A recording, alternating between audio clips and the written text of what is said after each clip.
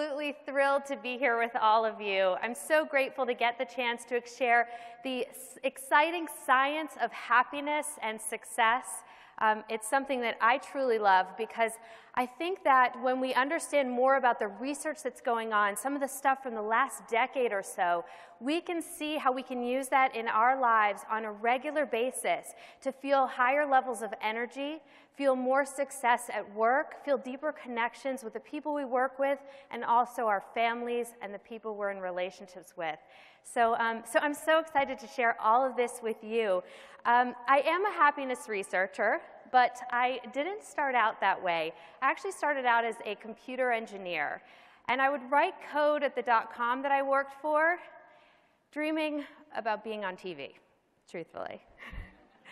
The dream was to be a network news anchor broadcasting from New York City. The reality, I sent 150 tapes to stations around the country, and I got one call.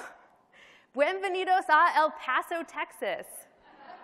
I worked such an amazing schedule there as a newbie reporter. It got me to pondering deep philosophical questions like, if you're broadcasting at 3 in the morning, do you start your newscast with buenas noches or buenos dias? Yeah, but here's the exciting news. I kept sending out tapes, and I eventually got that call from New York. And I got that job that I was looking for at CBS News. Now, I credit my meteoric rise to hard-hitting journalism stories like bed bugs take over mattresses across Chicagoland, skin-eating fish make for a better pedicure. You all know that one. And my personal favorite, my biting interview with the Dalai Lama, or I should say Dalai the Lama. Yeah. Now, I tell you this bit of biographical information and how quickly I went from El Paso to New York, just a couple years, because I think that it changed the lens through which I viewed the news that we cover.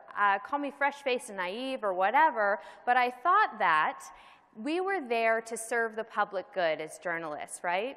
And I thought that there was so much potential in that. My mission was always to help inform people and move them forward in a positive direction, and so I thought that at CBS News, we had the reach and resources to do just that.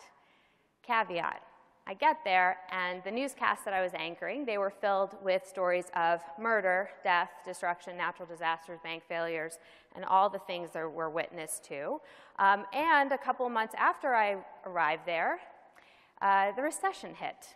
And so we started seeing heart-wrenching stories of people losing their homes and their jobs and their 401ks. So I started to analyze what's going on with the newscast. And as you'll soon see, how does this relate to our lives in business, our own thinking? How does this change our brain and the way that we operate in the world? And what I saw was it's not just what a lot of people say, which is that the newscasts are filled with negative stories in comparison to positive stories. It's actually the way we're covering them. I found this fascinating. And I had this hunch ever since a cold night back in Chicago. I was huddled over a cup of coffee. My photographer and I didn't have a story for that day when we get a call from the assignment desk. Breaking news, South Side, we need you to head down there, shots fired. So when we get there, this is a neighborhood known for gangs, guns, drugs.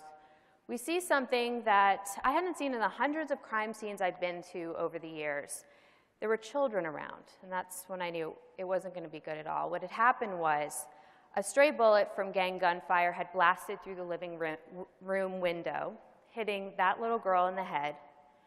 It was her birthday inside this house, and she was one day shy of turning 11 years old.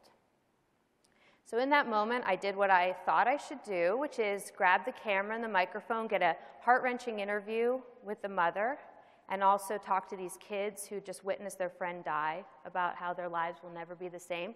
We aired this story on the news, and I'm packing up from a job well done when I see something that literally changed the trajectory of my life. There was a group of women, presumably the other mothers from the neighborhood, and they were surrounding the mother who had just lost her little girl. They were hugging her and together swaying and singing songs of prayer. And it was beautiful. So it was in that moment that I saw it. Yeah, we put one story that happened there that night on the news. But I think we put the wrong story. What if we had talked about, in the midst of challenges, how this loving, incredible community surrounded this mother and were there for her?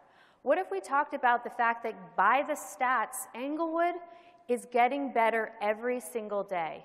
It's a better place to live. What if we talked about the hope and the optimism and the resilience of this community in the midst of challenges? How would that affect us as journalists, people at home watching the news, and the community at large?